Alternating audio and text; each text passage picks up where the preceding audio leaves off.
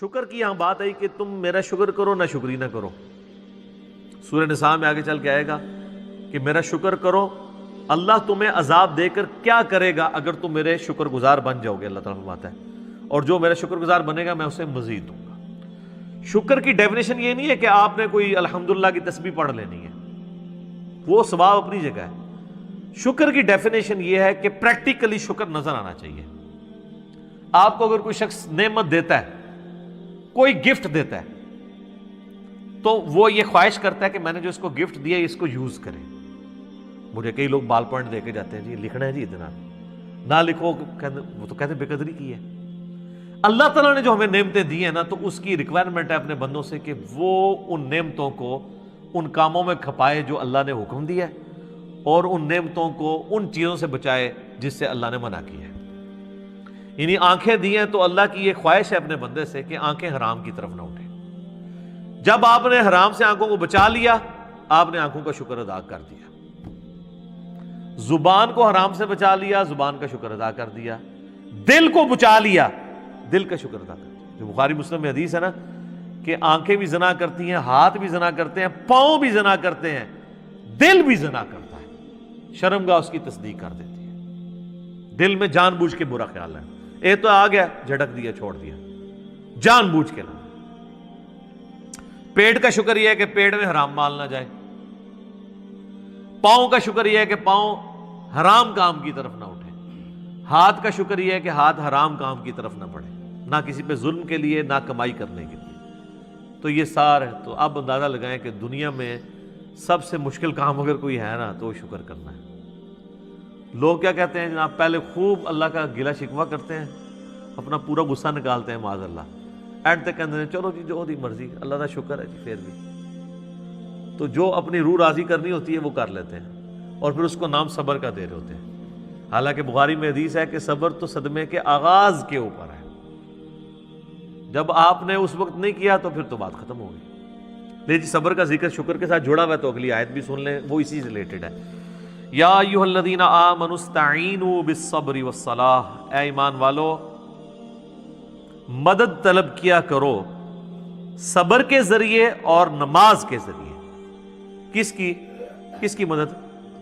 اللہ کی. ظاہر ہے شیخ عبدالقادر جیلانی کی مدد تو نہیں طلب کرنی، مولا علی کی مدد تو نہیں طلب کرنی، اس سے اللہ کی. کیونکہ ساتھ ہی آ گیا ان اللہ مع الصابرین، بے شک اللہ صبر کرنے والوں کے ساتھ ہے. یعنی جو صبر کرنے والے ہیں ان کے ساتھ اللہ ہو جائے گا. جب وہ صبر کے ذریعے اللہ کو پکاریں گے اللہ ان کی مدد فرما دے گا. سمپل چیز ہے. صبر کے اندر پوری زندگی ہے. بلکہ نماز بھی صبر ہی ہے جناب. فجر کی نماز گرمیوں میں اٹھ کے پڑھنا صبر نہیں ہے جب نیند ہی نہیں پوری ہوتی. سردیوں میں نماز کے لیے وضو کرنا کیا صبر نہیں ہے؟ صبر کی 3 اقسام ہے مینلی. ایک صبر ہے اللہ تعالی کی طرف سے آئے ہوئے تکلیفوں پہ صبر کرنا،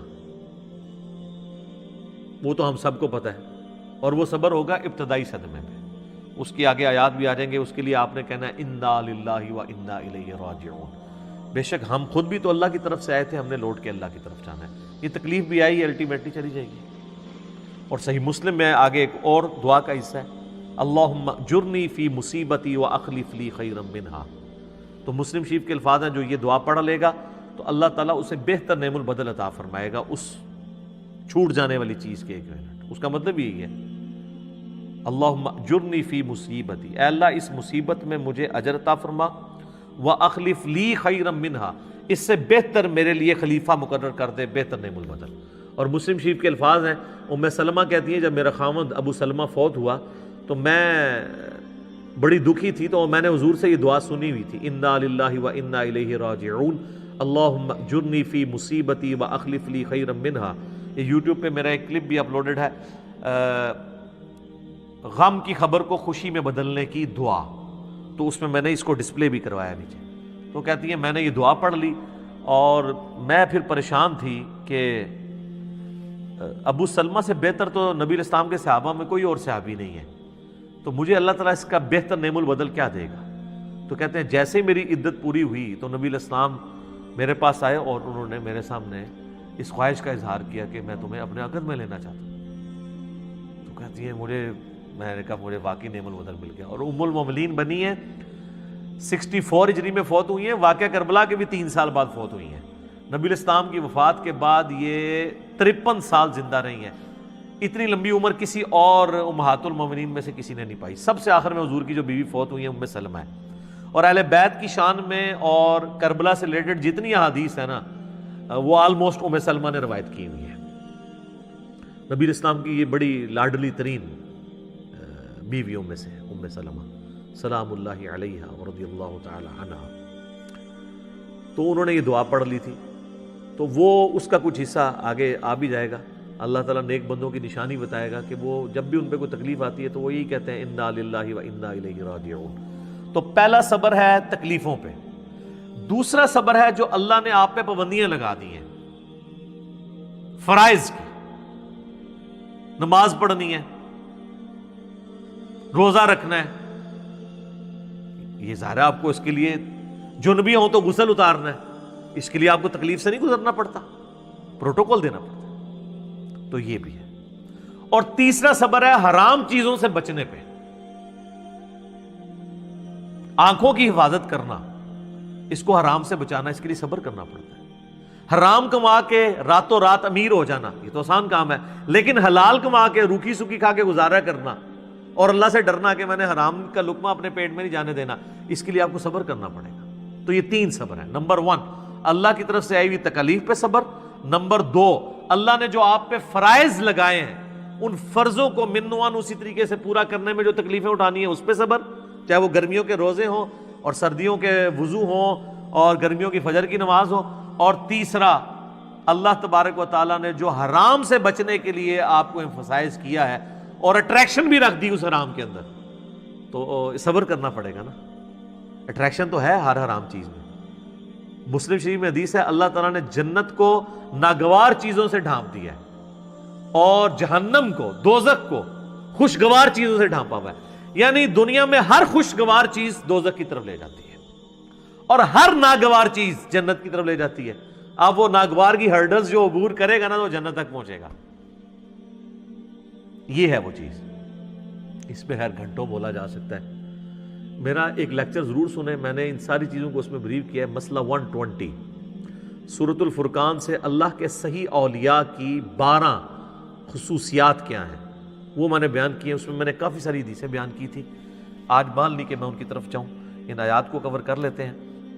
وَلَنَبْلُوَنَّكُمْ بِشَيْءٍ مِّنَ الْخَوْفِ وَالْجُوعِ، اور ہم ضرور آزمائیں گے تمہیں تھوڑے سے خوف سے، تھوڑی سی بھوک سے، وَنَقْصٍ مِّنَ الْأَمْوَالِ، اور تمہارے مال میں نقصان کے ذریعے، وَالْأَنفُسِ وَالثَّمَرَاتِ، اور تمہاری جانوں میں نقصان کے ذریعے، اور تمہارے پھلوں میں جو تمہارے پاس ایسٹس ہیں یا تمہاری کھیتی ہے، کوئی بھی چیز۔ وَبَشِّرِ الصَّابِرِينَ، اور پھر بشارت ہوگی جو صبر کر لیں گے، یعنی اللہ نے یہ کنفرم کر دیا ہے کہ آزمائے بغیر میں نے کو نہیں چھوڑنا۔ اب یہ ایک آیت اس بات کی متقاضی ہے کہ میں 1 گھنٹہ صرف اس آیت کے اوپر بولوں کہ اللہ تبارک و تعالیٰ نے انسان کو ضرور آزمانا ہے۔ بہرحال چونکہ میں نے یہ پچھلے دنوں جو کورونا سے ریلیٹڈ بھی ویڈیو ریکارڈ کروائی ہے اس میں میں نے اس آیت کو کور کیا، اور اس کے کانٹیکسٹ میں سورہ الحدید کی آیت نمبر 22 اور 23 میں اللہ تعالیٰ نے فرمایا کہ زمین و آسمان میں کوئی مصیبت ہم نازل کریں یا تمہاری جانوں میں تو ہم نے اس سے پہلے ہی روئے محفوظ میں اسے لکھ لیا ہے، تاکہ جو تمہیں تکلیف پہنچے تم اس کے اوپر غم نہ کرو، اور جو تمہیں اللہ کی طرف سے اچھائی ملے اس کے اوپر شیخی نہ بگاڑو، اللہ کو شیخی بگاڑنے والے پسند نہیں ہیں۔ تو یہ ہمارا ٹیسٹ ہے، سورۃ الانبیاء میں ہے کہ ہم اچھے اور برے حالات کے ذریعے تمہیں آزماتے رہیں گے، لیکن ہمارے لیے یہ ہے کہ صبر کرنا ہے۔ مبشر الصابرین، بشارت ہے صبر والوں کے لیے۔ الذین اذا اصابتہم مصیبہ، وہ لوگ ایسے ہیں کہ جب انہیں کوئی مصیبت پہنچتی ہے، قالوا انا للہ وانا الیہ راجعون، ان کا یہ ایٹیچیوڈ ہوتا ہے کہ یار ہم بھی تو اللہ کی طرف سے آئے تھے، ہم نے بھی مر کے اللہ کے پاس جانا ہے، ہم نے خود ہی مر جانا ہے، تو یہ جو تکلیف ہمارے پاس آئی تھی زیادہ سے زیادہ ہمیں موت ہی دے سکتی ہے نا، تکلیف بھی اللہ کے پاس چلی جائے گی تو ہم نے بھی تو ایک نہ ایک دن اللہ کے پاس چلے ہی جانا ہے۔ کتنی زبردست دعا ہے کہ موت ہر چیز کا اینڈ کر دے۔ وہ جب جادوگروں کو فرعون نے کہا نا میں تمہیں سولی لٹکا دوں گا، مخالف سمت کے ہاتھ پاؤں کٹوا دوں گا، تو قرآن میں آتا ہے انہوں نے کہا تھا کہ تو جو کچھ کرے گا اس دنیا کی زندگی میں کر سکتا ہے نا، آخرت جا کے تو نہیں برباد سے کر سکتا نا ہماری، زیادہ مار دے گا نا تو مرنا تم نے ویسے بھی ہے۔ کیا تیری بات مان لیں تو پھر نہیں مریں گے؟ مرنا تو ہے ہی۔ اولئک علیہم صلوات من ربہم، اللہ اکبر۔ اللہ کہہ رہا ہے ایسے لوگ ہیں جن پر اللہ تعالیٰ بھی درود بھیجتا ہے، اللہ کی رحمتیں ہیں ایسے لوگوں پہ، ورحمہ اور رحمت، واولئک هم المہتدون، اور یہی وہ لوگ ہیں جو اصل میں سیدھے راستے کے اوپر ہیں، ہدایت کے اوپر ہیں۔ کون سے لوگ؟ جن کا یہ ایٹیچیوڈ ہے کہ کوئی تکلیف جان مال میں پہنچے وہ کہیں جو اللہ کی مرضی۔ اس اعتبار سے ایک حدیث ہے، اب یہ مسئلہ تقدیر سے ریلیٹڈ ہے۔ مسئلہ تقدیر خود اتنا بڑا ٹاپک ہے کہ میں نے قرآن حکیم سے 50 مقامات سے 200 آیات کراس ریفرنس کے طور پہ 4 لیکچرز میں کور کیے ہیں۔ مسئلہ 103 104 ABC، مسئلہ تقدیر کے اوپر یہ آیات بھی اس میں کور کی تھی۔ تمام اس طرح کی جو کریٹیکل آیات ہیں وہ کور کی ہیں۔ پھر بخاری مسلم میں درجنوں احادیث ہیں تقدیر کے اوپر، اور اس میں ایک حدیث سب کو کنکلوڈ کرتی ہے۔ اور امام مسلم اتنے سمجھدار ہیں کہ جو کتاب القدر چیپٹر ہے نا، تقدیر ڈیسٹنی والا چیپٹر، اس کی آخری حدیث انہوں نے وہی لی ہے، کیونکہ حدیثیں وہ ایسی ہیں کہ انسان بعض وقت کنفیوز ہو جاتا ہے۔ تو میں نے تقدیر کے لیکچر جو دیے ہیں اس میں وہ ساری حدیثیں جس سے لوگ قدریہ کی طرف چلے جاتے تھے یا جبریہ کی طرف، میں نے دونوں کا رد کر کے آپٹیمل سولوشن بتایا۔ وہ مسلم شریف کی حدیث بڑی زبردست ہے۔ اس حدیث میں الفاظ ہیں کہ سیدنا ابو ہریرہ رضی اللہ تعالیٰ عنہ کہتے ہیں کہ نبی علیہ السلام نے مجھے یہ وصیت کی تھی، اے ابو ہریرہ اپنے لیے جو نفع مند چیز ہے اس کے لیے خوب کوشش کرو، نمبر 1۔ نمبر 2، پھر وَاسْتَعِن بِاللَّهِ، اللہ سے بھی مدد مانگنی ہے، خالی کوششوں میں نہیں بیٹھ جانا۔ جو مولا علی کا قول ہے کہ میں نے اپنے ارادوں کے ٹوٹنے سے اپنے اللہ کو پہچانا ہے، کہ میں نے سب کچھ فٹ رکھا تھا لیکن اللہ کی مرضی کچھ اور تھی، کچھ اور ہی رزلٹ نکل آیا۔ اپنے لیے نفع مند چیز کے لیے پوری کوشش کرنا، وَاسْتَعِن بِاللَّهِ، پھر اللہ سے مدد مانگنا۔ پھر ساتھ فرمایا کاہلی نہ کرنا، سستی نہ کرنا۔ یہ نہیں کہ پیپروں کی تیاری کی کوئی نہیں ہے اور خالی تسبیح پڑھی اور اینڈ تے فیل ہو کے کہتے ہیں جو اللہ دی مرضی، نہیں، یہ نہیں۔ کاہلی نہ کرنا، سستی نہ کرنا۔ اس کے باوجود اگر رزلٹ تیرے خلاف آ جائے، تجھے نقصان ہو جائے، تو پھر یہ نہ کہنا کہ اگر میں یہ کر لیتا تو یہ ہو جاتا، اگر میں یہ کر لیتا تو یوں ہو جاتا، اگر مگر شیطان کا دروازہ کھول دیتا ہے۔ تو اگر مگر سے بچنا ہے اینڈ پہ، پہلے پوری کوشش کرنی ہے۔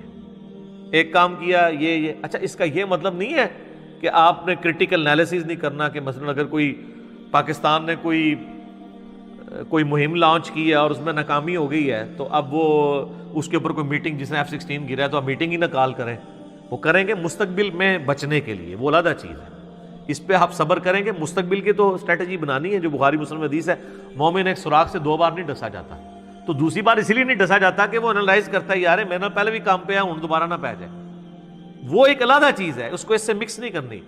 جو نقصان ہوا اس پہ کہنا ہے جو اللہ کی مرضی، کیونکہ سورۃ الحدید کیا ہے نمبر 22 اور 23 ہے کہ اللہ تعالیٰ نے تمہارے نصیب میں چیز لکھی ہے جو تمہیں پہنچنے والی ہے، تمہاری جان میں ہو یا پوری انسانیت کے لیے، وہ تمہیں تکلیف آنی ہے۔ تمہارا ایٹیچیوڈ یہ ہے کہ ان اللہ مع الصابرین، تم نے کہنا ہے انا للہ و انا الیہ راجعون۔